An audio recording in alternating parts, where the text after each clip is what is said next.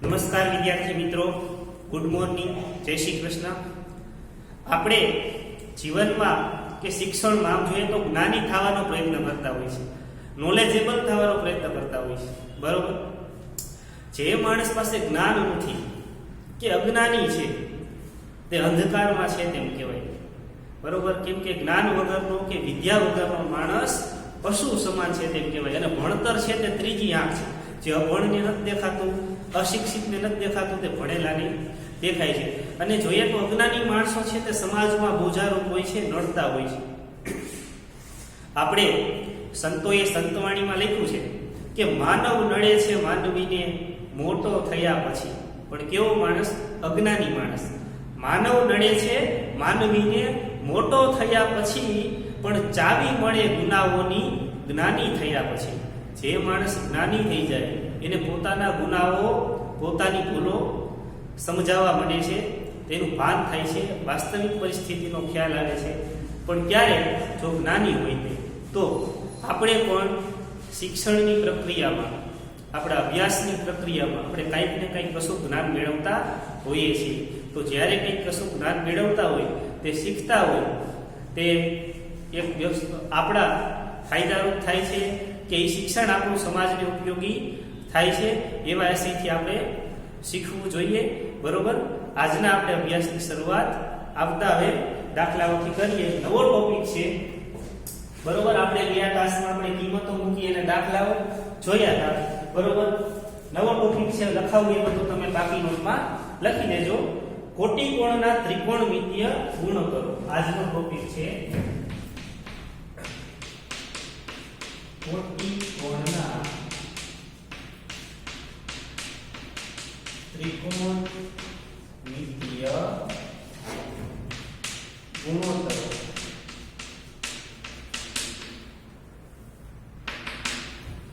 તો સૌપ્રથમ તો કોટિકોણ એટલે શું? કોઈ કહેશે કોટિકોણ એટલે શું?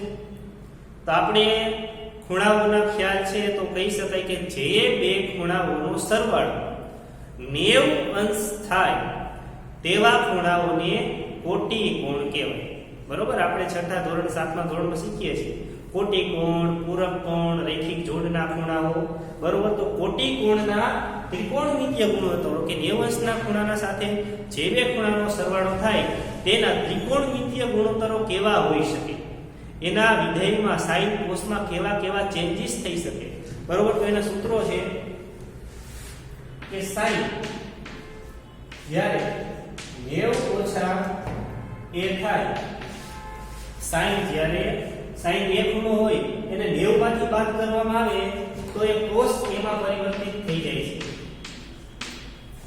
બરોબર. સાઇન 90 માંથી a બાદ કરો તો એ cos a બરાબર થઈ જાય છે. સૂત્ર છે આપણે. પછી એવી રીતે cos છે 90 માંથી a બાદ કરો તો એ sin a માં પરિવર્તિત થઈ જાય છે. એવી જ રીતે tan 90 માંથી બાદ કરો તો cot a માં પરિવર્તિત થઈ જાય, અને cot 90 માંથી બાદ કરો તો tan a માં પરિવર્તિત થઈ જાય. એવી રીતે cos a 90 માંથી બાદ કરો તો sec માં પરિવર્તિત થઈ જાય, અને sec 90 માંથી બાદ કરો તો sec માં પરિવર્તિત થઈ જાય. આ છે આપણા કોટિકોણના ત્રિકોણમિતીય ગુણોત્તર, બરોબર. sin માંથી 90 માંથી બાદ કરો તો cos બની જાય, cos છે 90 માંથી એ બાદ કરો તો sin બની જાય.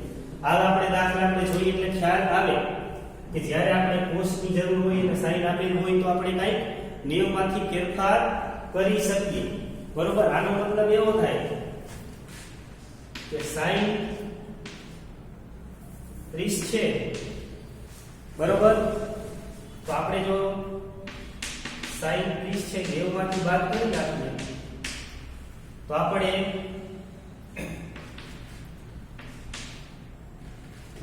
આ 30 એટલે કે 90 માંથી 60 બાદ કરી તો 30 કહેવાય. sin 30 તો sin થી કે 90 ઓછા 60 લખી શકીએ તો એ cos 30 બની જાય, બરોબર.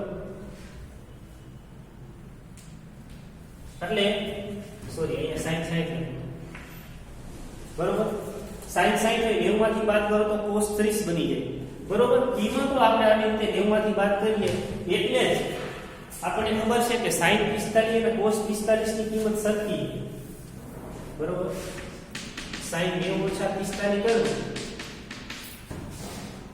તો આપણે sin 45 મળે છે બરોબર એના બરાબર cos 45 લખી શકાય છે તો sin 45 બરાબર cos 45 થઈ શકે તો આવી રીતે આ ત્રિકોણમિતિય ગુણોત્તરનો ફેરફાર થાય છે આપણે થોડાક એના દાખલા જોઈએ એટલે આપણને વધુ ખ્યાલ આવે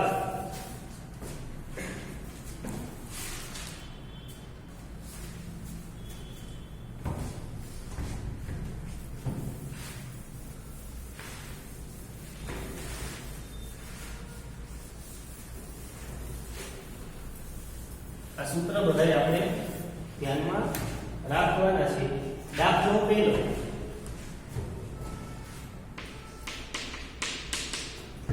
જો 3a એ લઘુકોણનું માપ હોય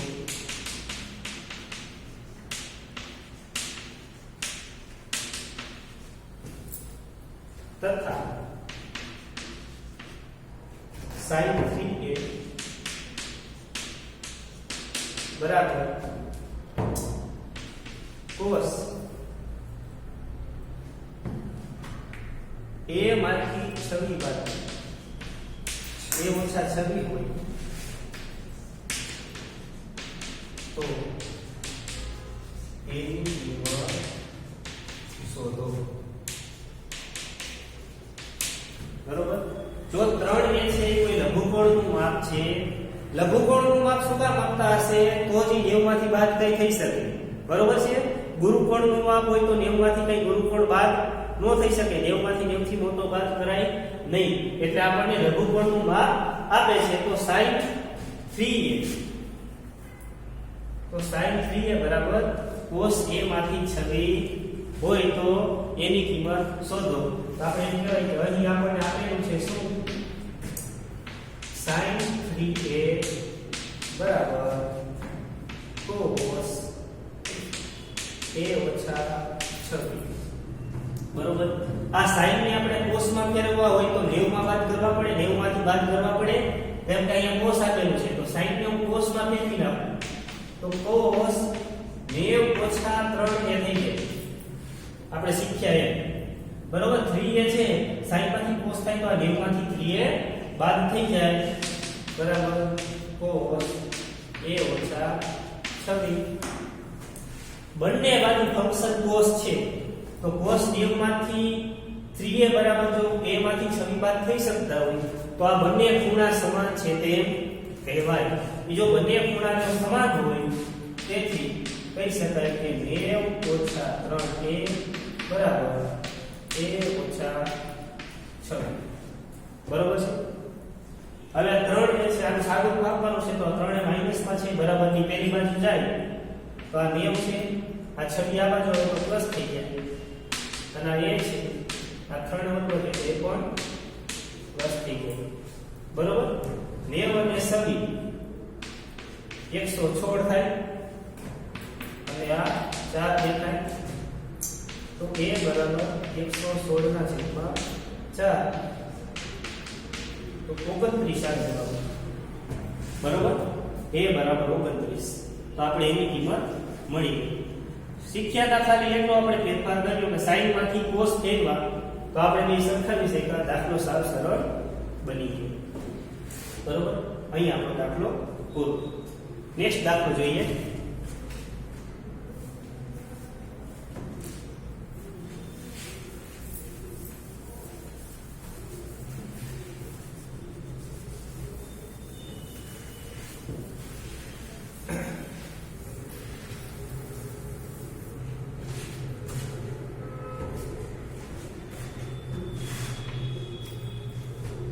જો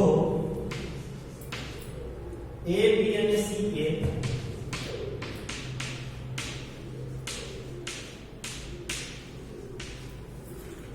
ત્રિકોણ abc ના ખૂણા હોય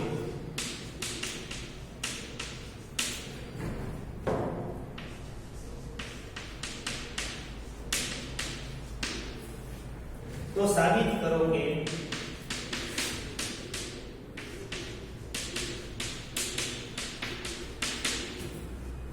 sin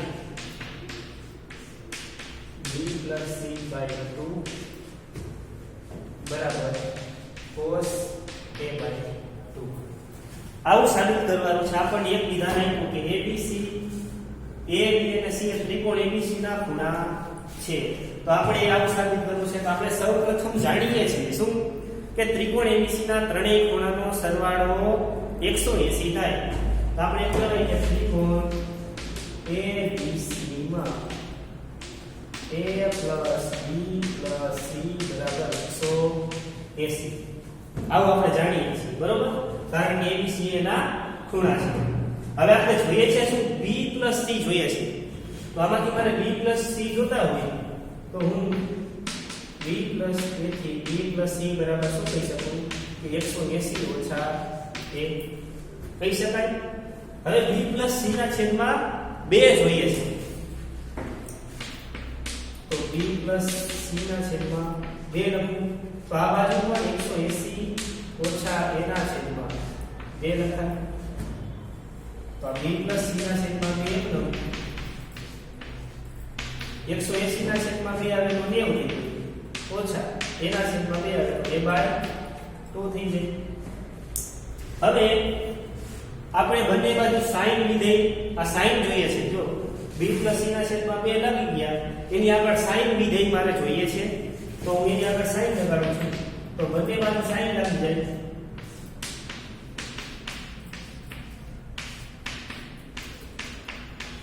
આ બાજુ sin લાગે એટલે આ બાજુ પણ sin લાગે. હવે sin 90 માંથી કોઈ પણ ખૂણો બાદ થાય તો sin માંથી cos માં પરિવર્તિત થઈ જાય. તો તેથી sin b plus c ના છેદમાં 2 બરાબર sin માંથી cos બની જાય cos a by 2 સાબિત થાય છે. બરોબર છે. અહીં આપણો દાખલો પૂરો. અહીંથી આપણે 180 થી ચાલુ કર્યો અને અહીં આપણે પૂરો થઈ ગયો. કારણ કે abc ત્રિકોણના ખૂણા આપેલ છે એ ખૂણા ઉપરથી આપણે દાખલો ચાલુ કર્યો. અહીં આપણો દાખલો પૂરો. હવે થોડાક સૂત્રો આવે છે. મિતીય સમૂહ, ત્રિકોણ મિતીય સમૂહ. મિતીય સમૂહ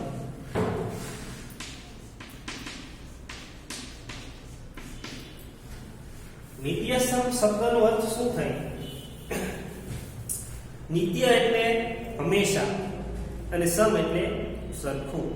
તો જે હંમેશના માટે સરખું હોય, આદિકાળથી જે અત્યારે શોધ થઈ હોય ત્યારથી હંમેશા માટે સત્ય એક હોય એવું સનાતન સત્ય સૂત્ર એટલે કે નિત્ય સમૂહ. તો ત્રિકોણમિતિના સૂત્રો આપણે જોઈએ.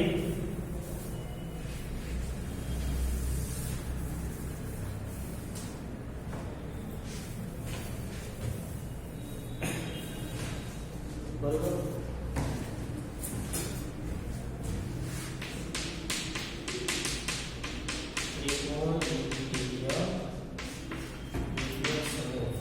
બરોબર કે પેલું છે cos square a plus sin square a બરાબર 1 થાય. સૂત્ર છે cos વર્ગ a પ્લસ sin વર્ગ a બરાબર 1. અહીંયા થીટા પણ હોઈ શકે. cos square theta plus sin square theta બરાબર 1. આ a છે તે ખૂણો છે. ખૂણો આપણે થીટા પણ દર્શાવી શકીએ છીએ. આપણે તે જ રૂપમાં a દર્શાવ્યો છે એટલે આપણે a રાખીએ છીએ, પણ કાંઈ ફેર પડતો નથી a હોય કે થીટા હોય. બરોબર. પહેલું સૂત્ર cos square theta plus sin square theta બરાબર 1. પછી 1 પ્લસ tan વર્ગ a બરાબર sec વર્ગ a. અહીં જોજો બધાય છે તે વર્ગના સ્વરૂપમાં છે. 1 પ્લસ tan a બરાબર sec a થાય નહીં, પણ 1 પ્લસ tan વર્ગ a બરાબર sec વર્ગ a થાય. એવી જ રીતે 1 પ્લસ cot વર્ગ a બરાબર cosec વર્ગ a થાય. તો આપણા ત્રણ નિયમ સૂત્ર છે, એમાંથી આપણે પરિવર્તન કરીને બરાબરની પેલી બાજુ લઈ જઈને પણ આપણે શીખી શકીએ છીએ કેવું તો કે cos વર્ગ a બરાબર 1 માઈનસ sin વર્ગ a લખી શકાય પરિવર્તન કરીને એવું પણ લખી શકાય કે sin વર્ગ a બરાબર 1 માઈનસ cos વર્ગ a થઈ શકે પછી sec વર્ગ એનું પણ પરિવર્તન આપણે થઈ શકે શું કે tan સ્ક્વેર a બરાબર sec square a minus a તો કહેવાય કે tan વર્ગ a બરાબર sec વર્ગ a ઓછા 1 થઈ શકે એવી રીતે cot નું પણ થઈ શકે cot વર્ગ a બરાબર cosec વર્ગ a ઓછા 1 બરોબર છે આટલા ત્રણ સૂત્રો તમે મેઈન યાદ રાખી લો એટલે એમાંથી આ પરિવર્તન કરી અને તમને આવડી જાય ત્રણ સૂત્ર ક્યાં થયા cos વર્ગ a + sin વર્ગ a બરાબર 1 1 + tan વર્ગ a બરાબર sec વર્ગ a અને 1 + cot વર્ગ a બરાબર cosec વર્ગ a આ ત્રણ મેઈન સૂત્ર યાદ રાખી લો એટલે આ તો એની ઉપજ છે બરોબર જે એમાંથી ઉપજાવેલા છે રેડી હવે આપણે આને લગતા કોઈ દાખલા જોઈએ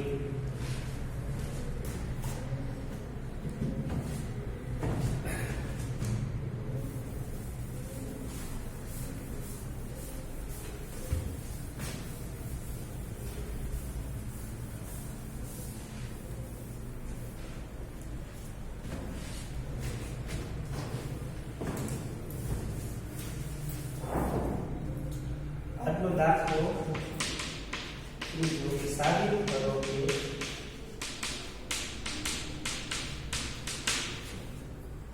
cot a ઓછા cos a છેદમાં cot a plus cos a બરાબર cosec a ઓછા 1 છેદમાં cosec a પ્લસ આવું આપણને સાબિત કરવાનું આવ્યું છે બરોબર તો ડાબી બાજુ બરાબર જમણી બાજુ આપણે સાબિત કરીએ તો ડાબી બાજુ લઈએ cot a ઓછા cos a છેદમાં cot a વત્તા cos a આમાંથી શું ફેરફાર થઈ શકે છે cos નું તો કઈ થતું નથી cot એટલે શું થાય cos ના છેદમાં sin થાય તો એ આપણે લખીએ cot એટલે cos a ના છેદમાં sin a ઓછા cos આમાં cos a ના છેદમાં sin a વત્તા cos બંનેમાંથી cos તો સામાન્ય નીકળે છે તો આ cos a સામાન્ય નીકળ્યા તો અહીંયા શું કહ્યું 1 sin a ઓછા 1 છેદમાં cos a સામાન્ય નીકળ્યો 1 sin a plus 1 cos cancel તો બાકી શું બન્યું પાછળ 1 sin a ઓછા 1 sin a પ્લસ 1 હવે એકના છેદમાં sin એટલે તો cosec થાય તો cosec a ઓછા 1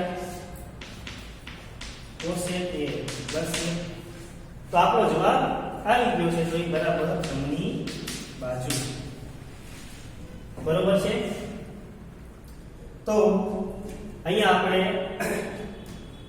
આ દાખલો પરિવર્તિત કરવાનો તો પણ ખાલી cot ની કિંમત મૂકવાનો હતો બરોબર હજી એક દાખલો આપણે જોઈ લઈએ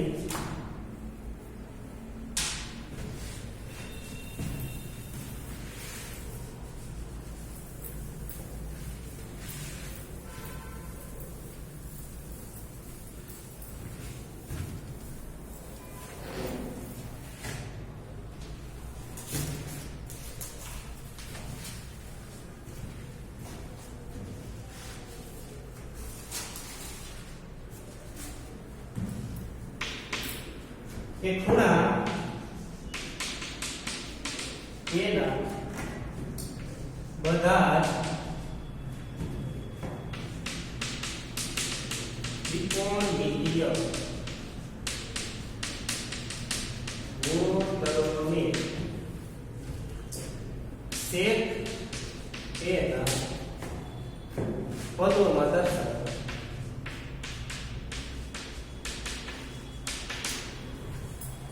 sin, cos, tan, cot અને cosec એ બધાયનો જવાબ sec ના સ્વરૂપમાં દર્શાવવાનો છે.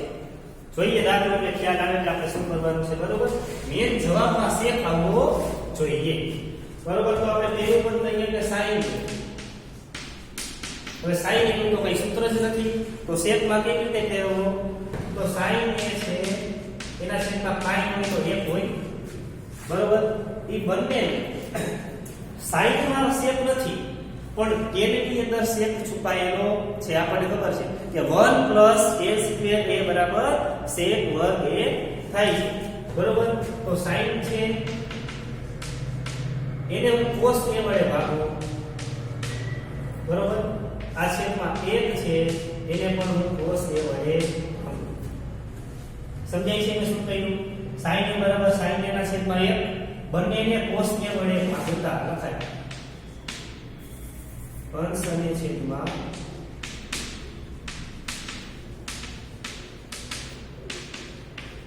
cos a વડે ભાગતા. બરોબર, તો sin ના છેદમાં cos એટલે શું થઈ ગયું? tan a થઈ ગયું. બરોબર, અને 1/cos એટલે sec. નીચલું તો sec ના સ્વરૂપમાં આવી ગયું, હવે tan નું sec માં ફેરવવું છે. તો આને tan નું કઈ sec સાથે મતલબ નથી પણ tan વર્ગનો sec વર્ગ સાથે મતલબ છે. તો tan વર્ગ લખું છું અહીંયા હું tan વર્ગ a.